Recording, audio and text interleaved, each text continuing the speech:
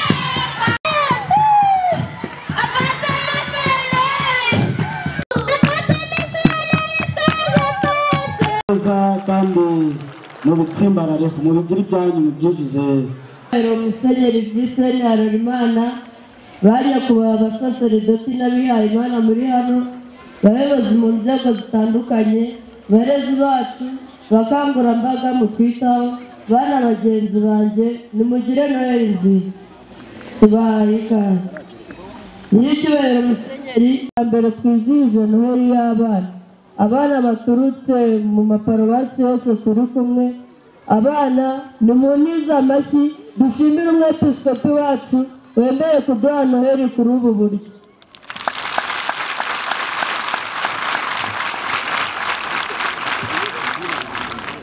ndishimiye abakangurambaga bose batwitaho badutoza kuba intumwa tukiri bato badutoza ikinyabupfura no kumvira gukora ibikorwa by'urukundo n'ibindi bikorwa bitandukanye bidufasha gukura mu kwemera nyiricyubahiro Musenyeri turashimira abasaseredoti mwaduhaye ngo batwiteho haba ku rwego rwa diyoseze ndetse no ku rwego rwa paruwasi patronaje tumazemo iminsi turishimira kandi ko guhera ku wa 4 tariki ya 28 z'ukwa 12 2023 abana bahagarariye abandi mu maparuwasi yose tuzagira ingando y'iminsi 4 kuri diyoseze turishimira urugendo shuri tuzakorera muri diyoseze ya Cyangugu mu kwezi kwa Gashyantare 2024 urugendo nyobokamana tuzakorera Ikibeho kwa nyina wa Jambo muri Mata 2024 ndetse n'ibindi bikorwa biduhuza buri cyumweru iwacu mu miryango remezo na misa zihariye z'abana zigenda zirushaho guhabwa imbaraga kandi umuryango Rwanda Interfaith Council Health Reach turi kumwe n'abandi bafatanyabikorwa bose bitanze kugira ngo dushobore guhimbaza neza iyi Noheli twizihiwe Musenyeri duhora tubashimira uburyo muduhoza umutima ariko turifuza ko mu bikorwa by'ingenzi twavuze haruguru mwazaza kwifatanya natwe turifuza ko mwazaza kudufungurira no kudusoreza ingando y'abana turifuza ko mwazaduherekeza no mu rugendo nyobokamana Ikibeho kuzaza kwifatanya natwe mu munsi mpuzamahanga w'abana tuzahimbariza muri paruwasi ya Busengo ku cyumweru tariki ya 7 Mutarama 2024 turabasaba gukomeza gukangurira abakristu kumva agaciro ko kwita ku mwana mu mibereho ye yose kuko hari abo usanga bigira ba ntibindeba cyangwa bakigenda bigura intege muri gahunda yo kuzamura iyogezabutumwa ry'abana aho usanga mu miryango remezo imwe n'imwe habura abitangira ubutumwa bw'abana kandi umuryango remezo utuwemo n'abantu benshi bajijutse bakora ubwo butumwa kubifuriza rero nziza abafite impano bigire hafi maze ikirizo nyiricyubahiro Musenyeri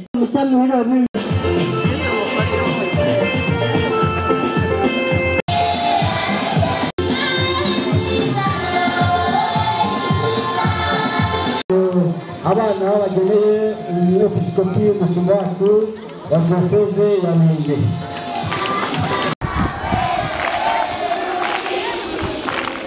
n'amazi meza n'isabune turya indyo yuzuye hari abana banga kurya imboga bakazishyira iruhande tukarya amafunguro yose nk'uko twayateguriwe twarwara tukabibwira ababyeyi twivuriza igihe gusa n'ababyeyi bacu tukaganira n'ababyeyi bacu ku bijyanye n'inkingo maze tukagira roho zima hehe roho zima mu mubiri muzima tukabikora ariko tunasenga isuku ku mubiri no kuri roho reka rero twumve ubutumwa bukubiye muri muvugo. Nararengaza amashakira ijambo ngira ngo batube ko tugomba gukangurira ababyeyi gukingiza abana kugira ngo barinde indwara zitandukanye.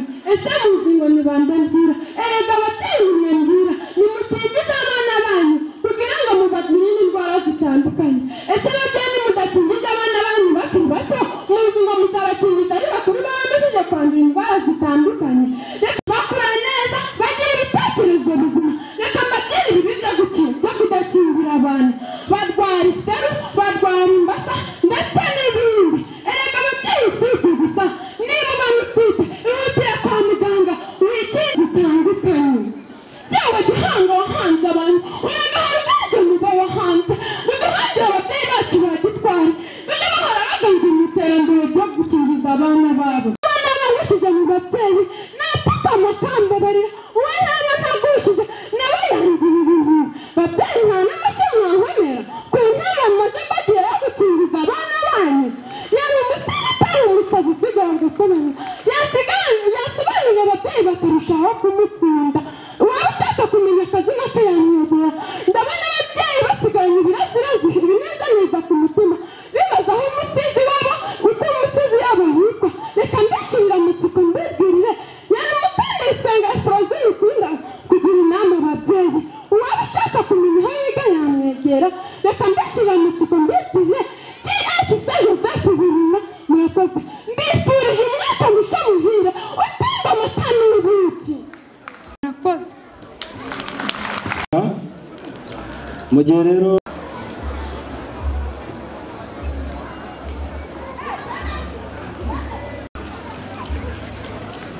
umuvugo natwe abana twaje kumurama nararanye inganzo mbashakira ijambo muryumve riganze mu bana ritanga umusanzu. Umuziranenge ni umwami ubasumba aruta bose natwe abana twaje kumurama. Uwo mwami watuvugiye muze tumusingize tumukuze tumuratire n'abatamuzi kuko aradukunda cyane. Natwe abana twaje kumurama, natwe abana muze tumushimire kuko yatuvukiye yemeye kwicisha bugufi avukira mu kiraro cy'amatungo. Natwe abana twaje kumurama, twasabira abana birirwa mu muhanda, twasabira abana b'isi yose barwaye, abarwariye mu bitaro n'abarwariye mu rugo.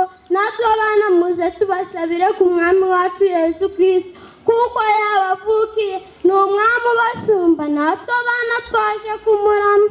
Yesu yaravuze ati nimureke abana bato bansange ntibabuza kunyegera kuko ingoma y'ijuru ari abameze nkabo. Reba iyi mbaga nyamwinshi iteraniye hano yaje kuramya uwo mwami kuko yatuvukiye. Natwe abana twaje kumurama kuganira ku by'uwo mwami Yesu Kristo twicisha bugufi igihe cyose kugira ngo n'abatamuzi barusheho kumumenya. Natwe abana twaje kumurama. Kiliziya Gatolika irakataje mu gusingiza Imana no gukomera muri Kristo kugira ngo muri umwaka w'ikanabusho natwe abana tugendere mu bumwe mufatanye no kwicisha bugufi kuko yatuvukiye. Natwe abana twaje kumurama. Natwe abana turasabira imfubyi n'imfungwa kugira ngo bamenye ko natwe abana tubazirikana igihe cyose tubasabira ku mwami wacu Yesu Kristo kugira ngo azahora abazirikana igihe cyose. Natwe abana twaje kumurama. God bless you. Reka nsubikire ahangaha muze menshi narondogora umusizi usigara agasigara abasiganuzi byakuze yari Kwizera Marigwa Dansi. God bless you.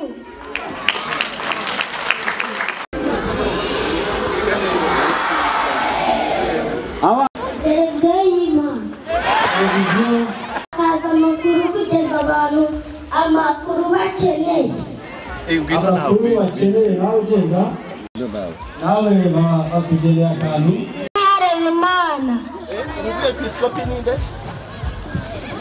umwepiskopi wa diyoseze ya Ruhengeri amazina yose. Visenari. Okay, tambuka hariya. Padiri mukuru wa katedrali ya Ruhengeri amazina yose. uwicaye umuntu wicaye Twizere Imana Bensa. nibyo tambuka di paruwasi ya Ruhengeri igizwe n'amasantarari angahe? paruwasi ya Ruhengeri igizwe n'amasantarari angahe? umuntu wicaye ninde wicaye? umuntu wicaye 16. Agaricho banga bakishwe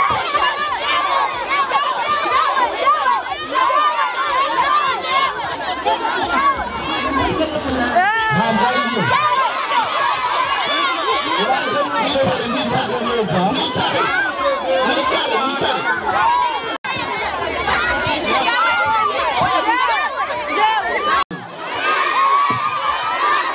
kirango duhereye kuri santrale yabaye ya mbere mu marushanwa mu mbyino.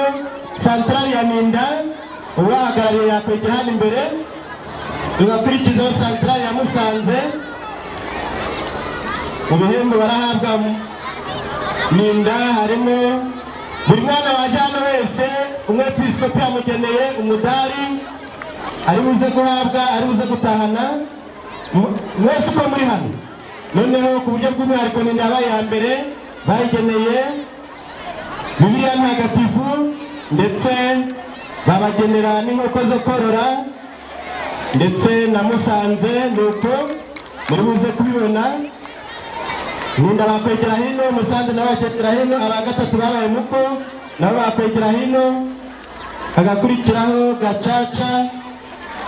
Ruhengeri ni ya gatanu na Kabera ya gatandatu. Abo bose barahembwa. Akaza irasubiza dukunda abane ihozo isingizwe Divine Honorine Feza Jeannette Karabo uhiriwe Samuel Mugisha padiri mukuru wa Ruhengeri kugira ngo aze abahembe. Abana ba Ruhengeri baba ba mbere bakurikirwa na Kabere, bose baza bakabahemba. Abana baba ba mbere mu mivugo hari Divine Maria Grace, hari Divine na Grace baza nibo ba mbere, bagakurikirwa na Noella, hakaza na Efrosine. Mwese mwaza bakabaha ibihembo byanyu. Abo mu indirimbo ya mbere bari hehe? Ruhengeri na hari santre ya Gacaca nibo ba mbere, agakurikiraho Musanze, agakurikira Bizi.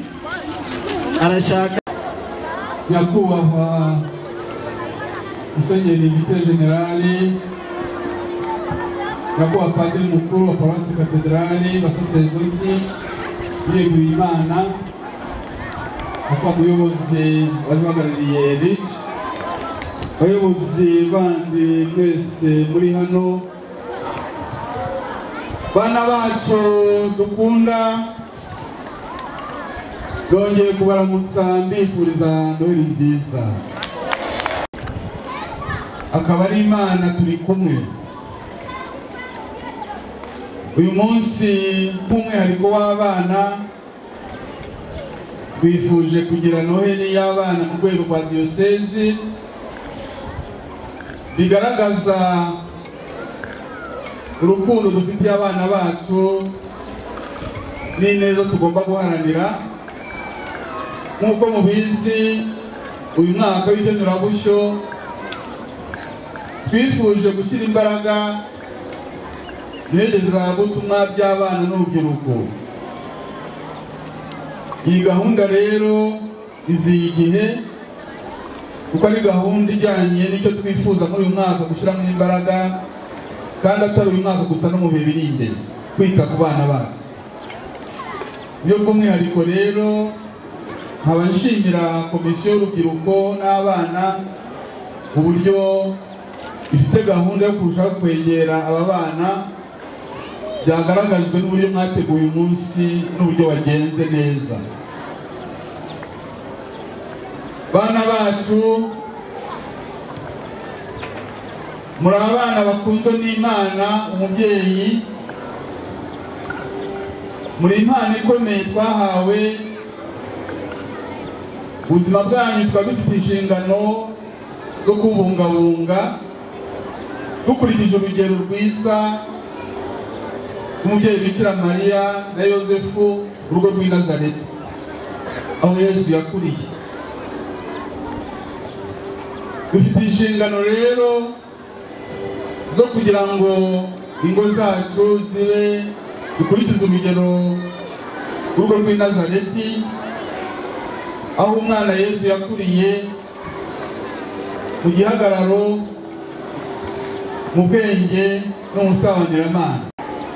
Bana bacu tuzi neza ko izo ari inshingano z'ababyeyi gufasha abana gukura neza. Dufite inshingano nk'ababyeyi kubafasha gukura neza mukagira ubuzima bwiza. Uyu munsi turazirikana ko ababyeyi dufite inshingano zo guha abana bacu inkingo zose ziteganyijwe kugira ngo tubarindire ubuzima. N'ibindi bikorwa byose rero bibafasha gukura neza mu gihagararo, kugira ubuzima bwiza no kubarinda kugwingira. Bana bacu ababyeyi dufite inshingano zo kubafasha kwiga no kumenya no kwiyongeramo ubushobozi kugira ngo muzigire akamaro, mukagirira imiryango yanyu, mukagirira kiliziya, mukagirira igihugu. Bana bacu tuzi neza ko dufite inshingano yo kwita ku mikurire yanyu mu byerekeranye no kumenya Imana no kuyiyoboka, gusabanyiramana. Izo ni inshingano dufite nk'ababyeyi. Ibyo byose mvuze kuri mwebwe bikaba ari uburenganzira.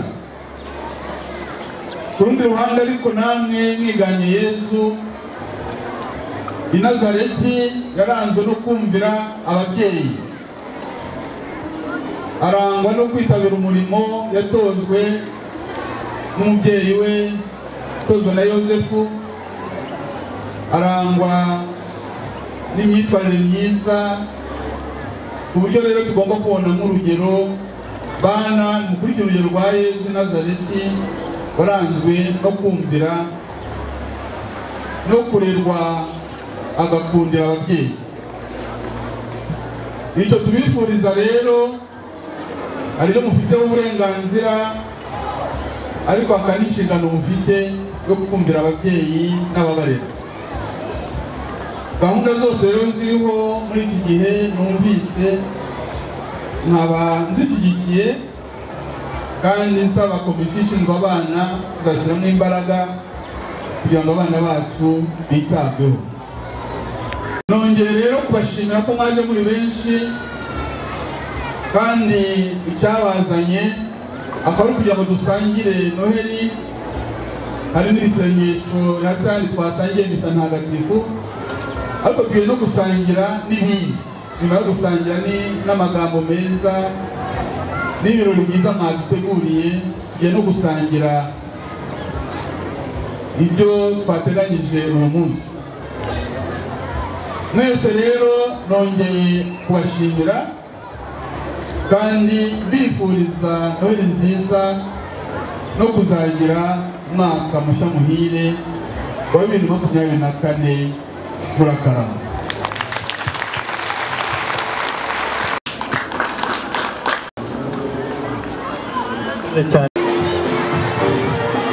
Ndabona abana batangiye kwirukanka, mutuze gatoya kugira ngo byihute.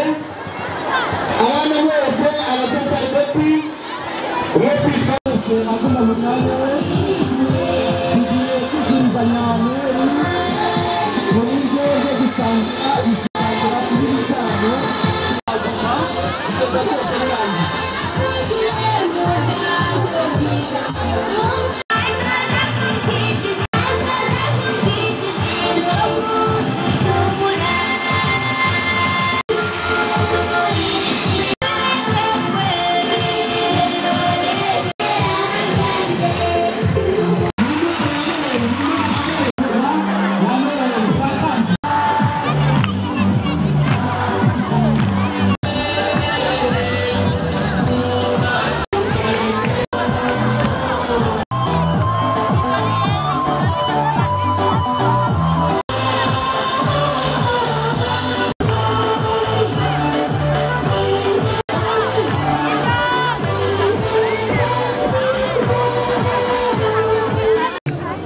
kubona ifunguro mu gahunda